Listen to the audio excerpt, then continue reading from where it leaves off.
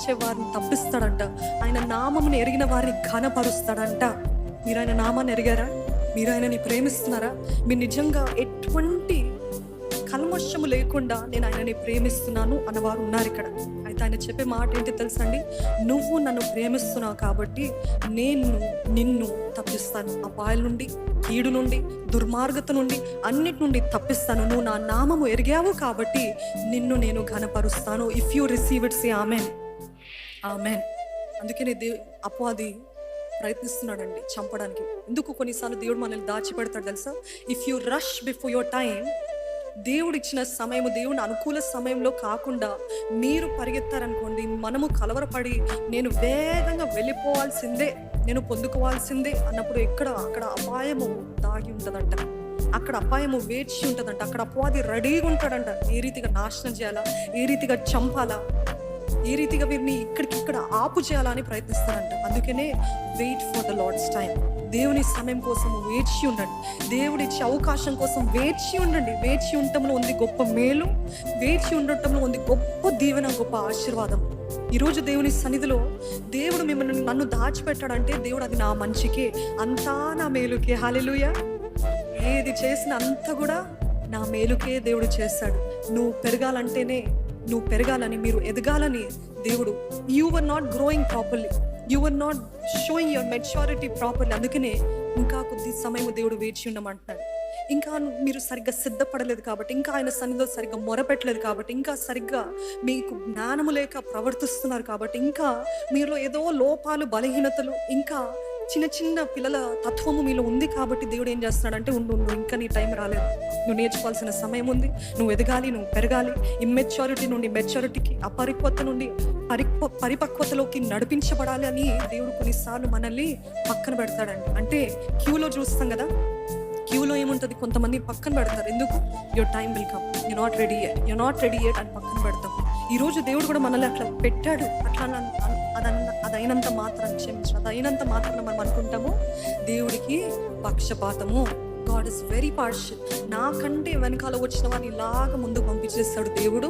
నేనేమో ఇంతకాలము యథార్థం, ఎంతకాలము ఆయన కోసం రోషముతో, వైరాగ్యముతో ఇంత అణిగి ఉంటే నన్ను పక్కన పెట్టేస్తాడు దేవుడు. కానీ ఆయన వాక్యం తెలియజేస్తుంది, దేవుడు పక్షపాతి కాదు.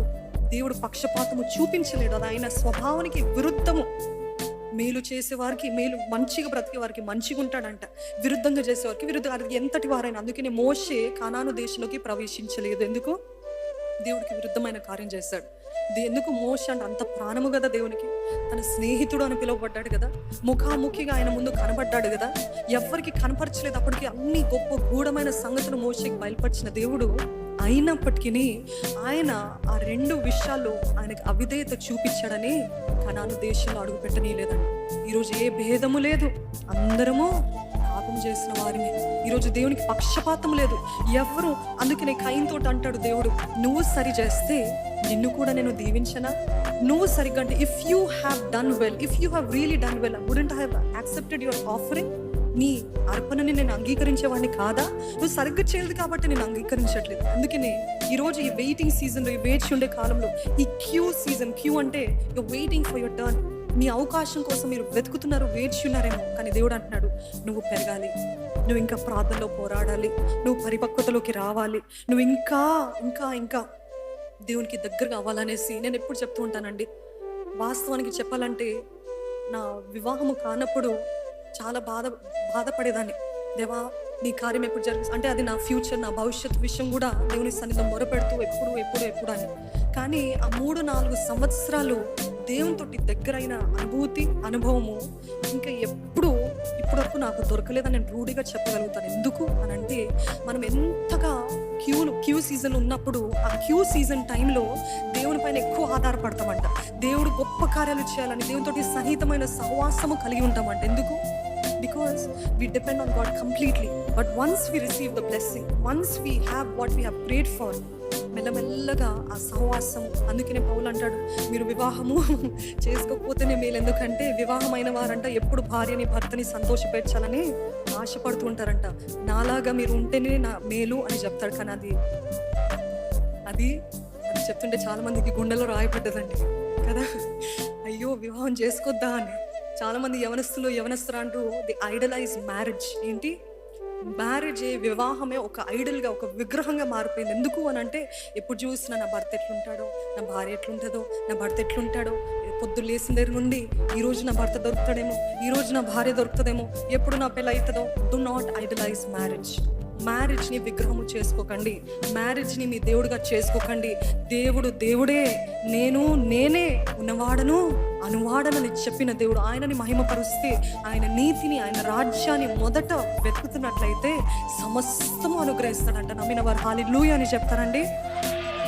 6 సంవత్సరాల క్రితం ఇదే రోజు 22 November I was in the hospital. ఒక హాస్పిటల్లో అర్థం కాని పరిస్థితులు ఉన్నామండి. భయంకరమైన ఏడుపులో, అర్థం కాని స్థితిలో, చింతతో, వేదంతో, బాధతో ఉన్నాము. అప్పుడు ఎవ్వరూ లేరు. నేను, నా భర్త, మా ఇంట్లోనే ఒక అమ్మాయి, అంత మాత్రమే. ఇంకెవ్వరు లేరు. మా తల్లిగారు అమెరికా దేశంలో ఉన్నారు. మా తండ్రి గారు, ఆయనకి అంటే లేడీస్ ప్రాబ్లమ్స్ ఎట్లా హ్యాండిల్ చేయాలో తెలియదు, కానీ ప్రార్థన శక్తి, ప్రార్థన సాయం, ఆదరణ అందిస్తూనే ఉన్నారు. అంత మటుకి కానీ సహాయం చేయడానికి, డబ్బులు ఇవ్వటానికి, లేకపోతే ఈ పరిస్థితులు ఏమైనా చేయడానికి ఎవ్వరూ లేరు. అట్లాంటి పరిస్థితిలో same date I was in the hospital crying. అనుకుంటేనే నాకెంతో హృదయం అంతా కూడా భారం అయిపోతుంది. 20th I got admitted in the hospital. వాళ్ళు అన్నారు కనీసం ఒక 3-4 రోజులు చూడాలి. అమ్మనూరు అంతా బయటకు వచ్చింది కదా, ఇంకా అంతే, కాంప్లికేషన్, బిడ్డ అయినా చనిపోతాడు, లేకపోతే తల్లికైనా హాని అని చెప్పినప్పుడు ఆ సమయంలో ఏడుపుతో, బాధతో, వేదంతో నేను, నా భర్త ఉన్నామండి. ఆ పరిస్థితిలో ఆ సఫరింగ్, నేను ఎందుకు ఈ మాటలు చెప్తున్నానంటే, suffering will lead you to greatness. Hallelujah. Without suffering, there is no greatness. Everybody wants to take a shortcut to greatness, but there is no shortcut to greatness. Before testing, God cannot do anything with your life. నమ్ముతున్నారండి? ఆ పరీక్షించకుండా, ఆ భయంకరమైన కొలిమిలో వేసిన పరిస్థితులను, మంటలాగా ఉండింది మాకైతే.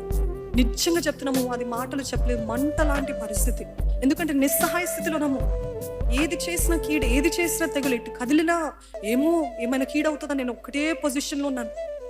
ఏడుస్తూ ఆ పిక్చర్ వేస్తారా? ఆ సమయంలో ఆ పిక్చర్లో చూసినట్లయితే నా భర్త గారు ఏదో చూపించడానికి, అందరు చెప్పడానికి కాదండి. ఆ పిక్చర్ ఎందుకు తీస్తారంటే ఇవన్నీ కూడా జ్ఞాపకం ఉంచడానికి. అప్పుడు దేవుడు చేసే కార్యాలు మాకు ఇంకా తెలియదు, కానీ రాజుగారు చెప్పాలంటే ప్రతి చిన్నది పెద్దది ఫొటోస్ తీస్తూనే ఉంటారు. అది పబ్లిక్గా చేయరు, కానీ ప్రతిదీ మెమరీ కోసం తీస్తూనే ఉంటారు. ఆ రీతిగా ఎందుకు చెప్తున్నానంటే, చాలా మంది అంటారు మీరు ఎందుకు ఫోటో తీసుకున్నారు అంటే, ఇది చూపించడానికి నో రియలీ అటువంటి దురుద్దేశాలతో అయితే ఎప్పుడు చేయలేదు. కానీ అక్కడ చూసినట్లయితే I didn't even want to show my face because I was crying. ఏడుస్తూ ఉన్నాను. ఆ పరిస్థితుల్లో ఉన్నప్పుడు దేవుణ్ణి అడిగాము, దేవా నేనైతే అవిశ్వాసముతో నన్ను నిజంగా దేవుని చిత్తంలో వచ్చామండి అని అడిగాను. ఎందుకు? స్త్రీలు బలహీనమైన ఘటాలు కదా. ఆ రీతికి ఎమోషనల్గా లెడ్ అయ్యి నేను నా భర్త గారిని అడిగాను, ఇంత పోరాడంటే గొడవలు కాదండి, ఇంత అందరూ వద్దన్నారు. ఎవ్వరు కూడా దైవ సేవకులు జయపాల్ గారు తప్ప అందరూ వద్దు నువ్వు చేసేది చాలా తప్పు, చాలా తప్పు, అసలు దాటకూడదు అని చెప్పారు. గడప దాటితే ఇంకా ఇదిగో నువ్వు నెల తిరగ ముందే నువ్వు మరల వస్తావు చూడు చెన్నైకి, ఎందుకంటే నీకు చేత కాదు, నువ్వు ఒక్కడివి బ్రతకలేవు. అప్పటికే పెద్ద కుమారుడు, రెండో కుమారుడు గర్భంలో ఉన్నాడు. ఇట్లా గర్భవతి అయిన భార్యతోటి ఈ కొత్తింట్లో అడుగు పెట్టకూడదు, ఇవి అవి అని అసలు ఎన్ని నిరుత్సాహమైన మాటలు, ఎంతగా మమ్మల్ని ఆపు చేయాలన్న మాటలు. ఇందాక చెప్తున్నట్టు, if you tell your plan to people, they will always try to abort the plan, they will always try to stop what God is doing. అందుకనే కొన్ని చెప్పాలి, కొన్ని చెప్పకూడదు. అంటే ఈ పరిస్థితులు మేము చెప్పాల్సిన అవసరం వచ్చింది, ఎందుకంటే we're moving to a new place all together. అట్లాంటి సమయంలో అట్లా ఏడుస్తున్నప్పుడు, నీ దేవా నీ చిత్తమేనా అదొక్కటి కాదండి, కేవలం ఇది కాదు, ఒక పక్కన డబ్బులు చిల్లిగవ్వలేదు, ఎవ్వరు లేరు సహాయానికి, ఇంట్లో అసలు ఒక్క చైర్ కూడా లేని పరిస్థితి. అట్లాంటి పరిస్థితిలో దేవుని సన్నిధిలో గోజాడుతున్నప్పుడు 4వ రోజున, అంటే ఇంచుమించు 23rd ఆశ్చర్యరీతిగా డాక్టర్స్ ఇచ్చిన మాట మీకు అందరికీ తెలుసు. ఉమ్మనీరు అదంతట అదే మరలా దేవుడు ఇచ్చాడంట, అనుగ్రహించాడంట. హల్లెలూయా. దేవుడు చేసేవి ఆశ్చర్య కార్యాలు, అదంతట అదే. వాళ్ళే ఆశ్చర్యపడ్డారు. కానీ నేను ఇదంతా చెప్పదలుచుకుంది ఎందుకంటే, ఆ శ్రమ, ఆ పోరాటము, ఆ పరీక్ష. కానీ 25వ తారీఖున మొదటి మీటింగ్ అని అనౌన్స్ చేస్తారు. ఎప్పుడు చెన్నైలో ఉన్నప్పుడే పోస్టర్ చేస్తారు, అంత రాసి 25th రోజు మీటింగ్ పెట్టాలా వద్దా అనే సందిగ్ధంలో ఉన్నాము. మాకు తెలియదు కదా దేవుడు చేయబోయే కార్యాలు. హాస్పిటల్లోనే ఉంటామేమో, ఏదో జరుగుతుందేమో అని అనుకున్నాము. కానీ 23rd 24thలో తెలిసింది ఇట్లా డాక్టర్స్ ఈ మాట ఇచ్చారని. కానీ 25th మీటింగ్ జరుగుతుందా లేదో తెలియదు.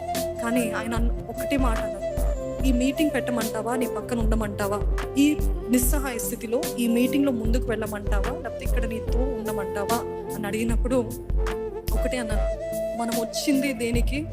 దేవునికి సేవ చేయడానికి, అనేక మందికి దీవెనకరం ఉండటానికి అండి. మీరు మీటింగ్ పెట్టండి, దేవుడే చూసుకుంటాడు అన్న మాట దేవుడు అక్షరాల నెరవేర్చి ఉమ్మని రాగంతట తానే పుట్టులాగిన దేవుడు సహాయం చేసి మొట్టమొదటిసారి 25వ తారీఖున రాజ్ ప్రకాష్ పాల్ మినిస్ట్రీస్ తరపున మొట్టమొదటి మీటింగ్ హైదరాబాద్లో జరిగించేలాగా చేశాడండి దేవుడు. హల్లెలూయా.